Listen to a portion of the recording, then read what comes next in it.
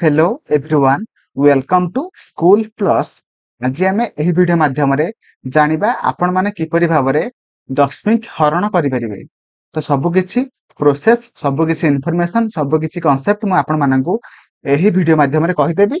आपण माने वीडियो को फास्ट रु लास्ट पर्यंत देखंतु बिना स्किप करके देखंतु। मोर ग्यारंटी मु आपण माननकु सबकिछि बुझाई देबी। एवं ता सहित आपण माने जदि वीडियो को लाइक करनांती लाइक कर देबे, चैनल को नुआ थिले सब्सक्राइब करिवे एवं आपण माननकु वीडियो केमिति लागिला मते कमेंट रे जणाइबे। तो चलंतु वीडियो स्टार्ट करिबा एवं ताकु नै कि जहा भी किछि प्रोसेस सब किछि म आपण माननकु कहि दउछि। तो देखंतु फास्ट गुटे माने क्वेश्चन अछि, सेही क्वेश्चन माध्यम रे केमिति आपण माने हरण करि परिबे, दशमिक हरण करि परिबे सब किछि आपण माने जानि परिबे। देखंतु फास्ट गुटे माने क्वेश्चन अछि 1.44 जोटा कि 1.44 हरण 1.2। तो एई क्वेश्चन को आपण माने केमिति करिवे देखंतु मु कहि दउछि। देखंतु फास्ट कोन करिवे ना दीटांक दशमिक संख्या को फास्ट आपण माने भग्नांश बा फ्रैक्शन रे कन्वर्ट करिवे। बुझि पाइले? तो देखंतु 1.44 को जदि मु भग्नांश रे लिखिबी तो केते हबो ना 144 विभक्तक। देखंतु डाहाण पटरू दीटा संख्या छाड़ी की दशमिक जेहेतु बसिची तो एठी मु 1 रे सेतेटा शून्य बसाई देबी एवं तापरे मु हरण चिन्ह देबी। हरण चिन्ह देई सारिबा परे तापरे मु लिखिबी देखंतु 12 बाई एठी देखंतु डाहाण पटरू गोटे संख्या छाड़ी की दशमिक बसिची तो सेथि पई मु गोटे 1 रे गोटे शून्य बसाई देबी। बुझि पाइले? तो एबे मु कोन करिवे ना देखंतु एठी होउची हरण चिन्ह अछि, दीटा भग्नांश को आपण माने किपरि भाबरे हरण करंती सेथि पई मु गोटे सेपरेट वीडियो करसाची। तो आपण माने कमेंट सेक्शन में से वीडियो रो लिंक अछि जोटा कि आपण माने से लिंक माध्यम रे जाई से वीडियो को देखंतु एवं तापरे आपण माने आसिकी दशमिक हरण वीडियो को देखंतु। मोर ग्यारंटी आपण माने सब किछि भलो भाबरे बुझि परिबे। एवं देखंतु एबे आपण माने कोन करिवे ना फास्ट भग्नांश को सेमिति लिखिबे जोटा कि मु लिखिली। तापरे एई हरण चिन्हटा को आपण माने कोन करिवे ना गुणन चिन्ह रे कन्वर्ट करिवे। तो गुणन चिन्ह रे जदि खाली कन्वर्ट करिवेनी जो ए गुणन चिन्हटी लिखिबा फल रे ए जो सेकेंड जो भग्नांश अछि बा द्वितीय जो भग्नांश अछि सेटा को उल्टे देबे जोटा कि लबटा को हर रे लिखिबे एवं हरटा को लब रे लिखिबे। जोटा कि जेमिति मु लिखुची देखंतु लिखि देली उल्टे की। तो एबे मु कोन करिवे ना एपट जो कोउथरे कोटा कैंसिल हबा बा जो कोउटारे कोउटा कटिबो एबे काटि दियंतु। जोटा कि देखंतु एठी गोटे शून्य थिला एठी गोटे शून्य थिला तो कटि गला। एटा कि देखंतु मैं आ गोटे प्रोसेस रे कर दउची। देखंतु गुणन चिन्ह आइला जेहेतु दीटा भग्नांश को आपण माने केमिति गुणिबे ना प्रथम भग्नांश र लब सहित द्वितीय भग्नांश र लब को गुणिबे देन तार हर को हर सहित गुणि देबे। तो लिखि देली मु देखंतु एठी गोटे शून्य अछि एठी गोटे शून्य अछि तो शून्य शून्य मु काटि देली। ओके तापर देखंतु 12 रे एटा केमिति कटिबो 144 रे आपण माने 12 हरिबे तो केमिति हबो ना 12 रे आपण माने केते गुणिले 144 हबो ना 12 रे 12 गुणिबे आपण मानकर 144 हबो। तो सेथि पई हमर आंसर केते बाहरिबो ना 12 बाहरिबो। तो 12 रे एटा कटि गले सेठी 12 हबो। तो ऊपर केते रहला ना 12 रहला एवं तळे केते रहला ना केवल 10 रहला। तो एबे आपण माने 12 विभक्तक 10 को आपण माने भग्नांश रे लिखि परिबे। तो केमिति लिखिबे ना देखंतु हर रे गोटे शून्य जेहेतु अछि आपण माने ऊपर संख्या रे डाहाण पटु गोटे संख्या छाड़ी की दशमिक बसाई देबे कारण एठी गोटे शून्य अछि। तो मु जेमिति मु लिखि देली जोटा कि मोर आंसर केते बाहरिला ना हमर 1.2। तो मोर आशा आपण माने सब किछि बुझि पारथिबे। देखंतु मु आउ थरे बुझाई दउची आपण माने केमिति करिवे। आउ थरे लिभे दउची आउ थरे कहि दउची। देखंतु फास्ट मु कोन कली ना गोटे फास्ट भग्नांश को एवं सेकंड सॉरी फास्ट दशमिक संख्या को एवं सेकंड दशमिक संख्या को मु कोन कली ना मु भग्नांश रे कन्वर्ट कली जोटा कि मु एमिति लिखिली कारण एठी माने डाहाण पटरू दीटा संख्या छाड़ी के दशमिक थिला जेहेतु मु एठी दीटा शून्य बसाई देली एवं तापर मु कोन कली ना हरण चिन्ह देली एवं एठी 1.2 को मध्य मु भग्नांश रे कन्वर्ट कली जोटा कि 1.2 टाकू भग्नांश रे कन्वर्ट करिले हमर कोन केते बाहरिबो ना 12 विभक्तक 10 कारण एठी डाहाण पटरू गोटे संख्या छाड़ी के दशमिक थिला ସେଥିପାଇଁ ମୁଁ ଗୋଟେ ଶୂନ ବସେଇଲି। ଏବେ ମୁଁ କଣ କରିବି ନା ଏହି ଦଶମିକ ସଂଖ୍ୟାଟାକୁ ମୁଁ ଗୁଣନ ଚିହ୍ନରେ କନଭର୍ଟ କରିବି। ତ କେମିତି କରିବି ନା ପ୍ରଥମ ଭଗ୍ନାଂଶ ସେମ ରହିବ ଏବଂ ତାପରେ ମୁଁ ଏଠି ଏଟାକୁ ଗୁଣନ ଚିହ୍ନରେ କନଭର୍ଟ କରିବି ମାନେ ତ ସେକେଣ୍ଡ ଭଗ୍ନାଂଶଟାକୁ ମୁଁ ମାନେ ଓଲଟେଇ ଦେବି। ତ ଓଲଟେଇଲେ ମୋର କେତେ ଆନ୍ସର ବାହାରିବ ନା ଯୋଉଟା କି 10 ହେଇଯିବ ଉପରଟା ମାନେ ହରଟା ଲବକୁ ପଳେଇବ ଏବଂ ଲବଟା ହରକୁ ପଳେଇ ଆସିବ। ତ ଏବେ ମୁଁ ଗୁଣନ କରିବି ଦିଟାଙ୍କ ଭଗ୍ନାଂଶକୁ। ତ କେମିତି କରିବି ନା ଲବକୁ ଲବ ସହିତ ଗୁଣନ କରିବି ଏବଂ ହରକୁ ହର ସହିତ ଗୁଣନ କରିଦେବି। ଯୋଉଟା କି 144 ରେ 10 ଗୁଣିଲି ଏବଂ 100 ରେ 12 ଗୁଣିଲି। ତ 12ଟା 144 ରେ କଟିଗଲା ଯୋଉଟା କି 12 ହେଲା ଏବଂ ଏଠି ଗୋଟେ ଶୂନ ଥିଲା ଏଠି ଗୋଟେ ଶୂନ ଥିଲା ଯୋଉଟା କଟିଗଲା। ମୋର କେତେ ରହିଲା ନା 12 ବିଭକ୍ତକ 10 ଯୋଉଟା କି ମୋର କେତେ ଆନ୍ସର ବାହାରିଲା ନା 1.2 ଯୋଉଟା କି ମୁଁ ଆପଣମାନଙ୍କୁ ପୂର୍ବରୁ କହିସାରିଥିଲି। ତ ମୋର ଆଶା ଆପଣମାନେ ସବୁ କିଛି ବୁଝିପାରିଥିବେ।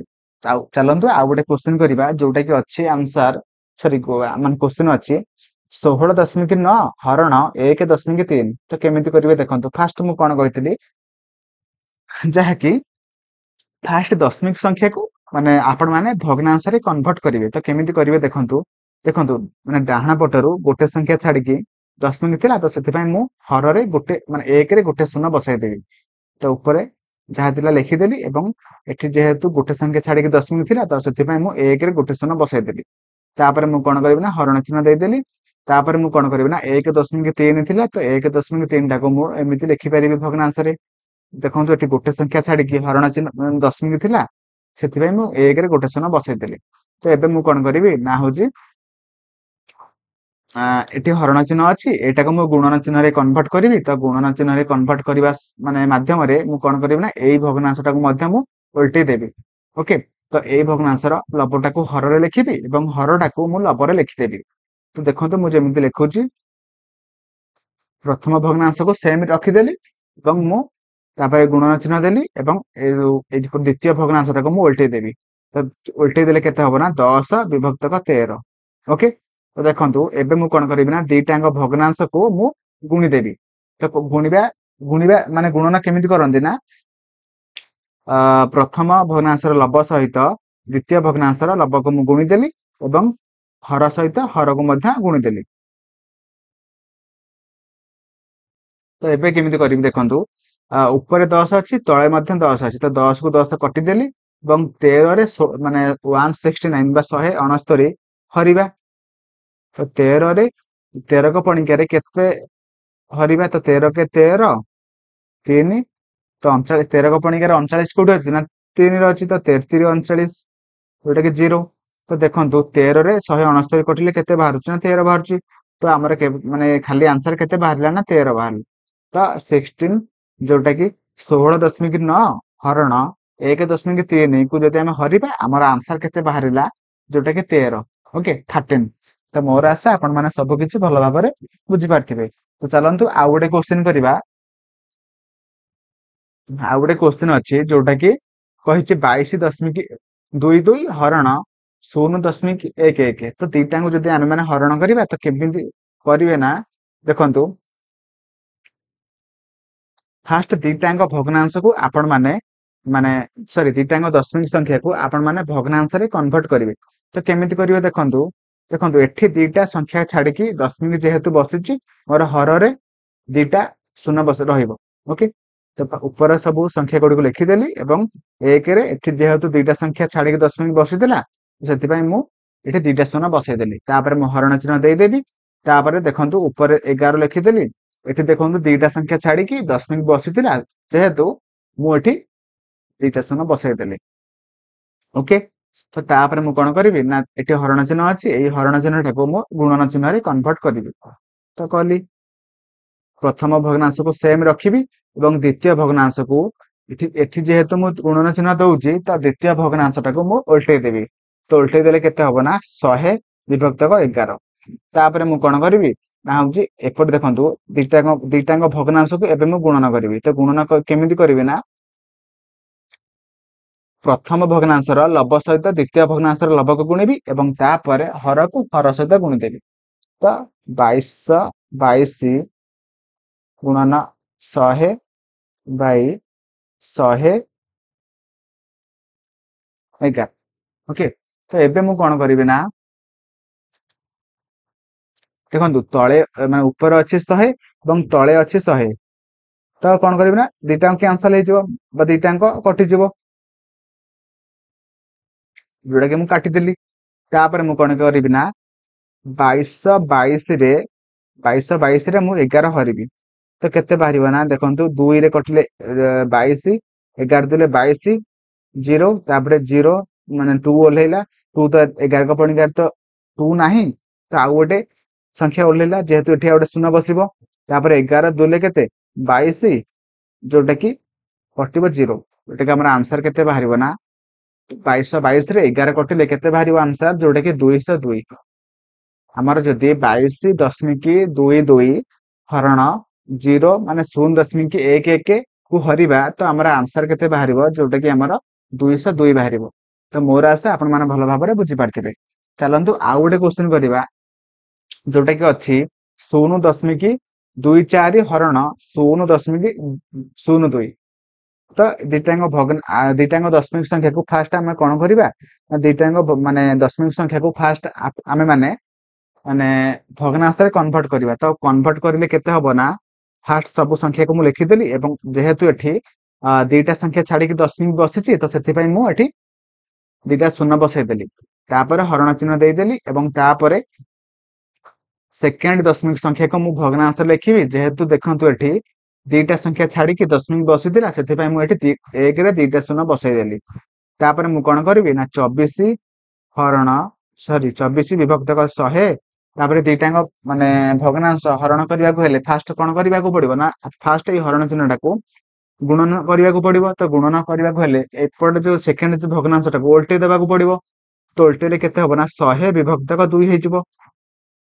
ତାପରେ ମୁଁ କଣ କରିବି ନା ଦିଟାଙ୍କ ଭଗ୍ନାଂଶକୁ ଏବେ ମୁଁ ଗୁଣନ କରିବି। ତ ଗୁଣନ କେମିତି କରିବି ନା ପ୍ରଥମ ଭଗ୍ନାଂଶର ଲବ ସହିତ ଦ୍ୱିତୀୟ ଭଗ୍ନାଂଶର ଲବକୁ ମୁଁ ଗୁଣିଦେବି, ଏବଂ ତାପରେ ହର ସହିତ ହରକୁ ଗୁଣିଦେବି, ଯୋଉଟା କି 24 ହରଣ 24 ଗୁଣନ 100, ତାପରେ 100 ଗୁଣନ 2। ଓକେ, ତ 100 ରେ 100 କଟିଯିବ, ଏବଂ 24 ରେ 2 ହରିଲେ ଆମର 12 ହେଇଯିବ ରାଇଟ ଆନ୍ସର।